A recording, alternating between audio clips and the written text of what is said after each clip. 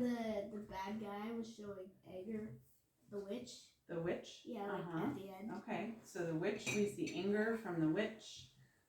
Okay, let's go to the top of the cliff, right at the very beginning of the story. What happens? Like, are there some emotions involved? Yeah, tense, nervous. Tense, nervous, because they're right on the edge of the cliff. How about between Jill and Eustace? Are they all friendly, or is there a little bit of emotional? There's anger.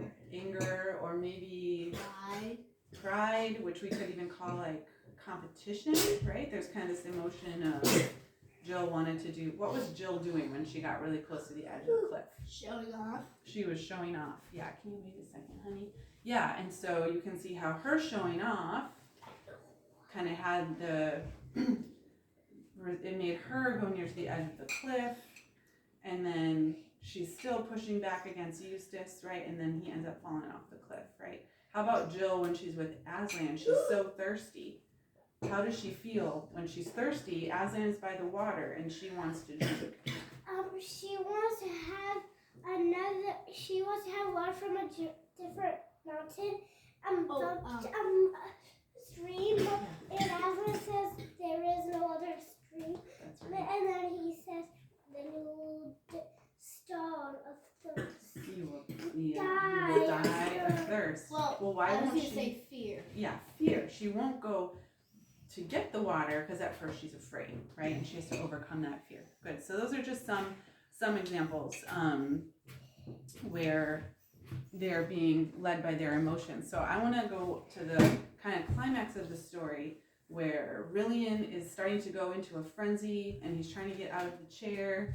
You need a tissue, huh? Why don't you go get a tissue? And how do Jill, Eustace, and Puddleglum feel at that moment? What are some things they're feeling? Tense, nervous. Yeah, they're very tense. They're very nervous. They're kind of ready for the unexpected to happen. So then what happens, what changes when he appeals to them in the name of Aslan? There's like a change in their emotions then. Surprise. They're surprised. And they're hopeful? Hopeful, maybe. Before they get hopeful, I think they start by feeling a little bit confused. Remember, they made this promise to each other. We're not going to whatever happens, we promise each other we're not going to release the prince. Wait a minute, honey.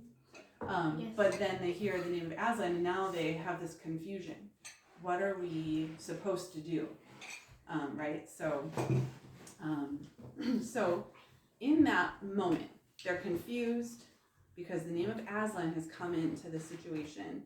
So in the end, what guides them to do the right thing at that moment, even though they have mixed emotions? What's the signs? The signs, that's right. So the signs, they have to go back to something that was more important than even the promises they made to each other, right?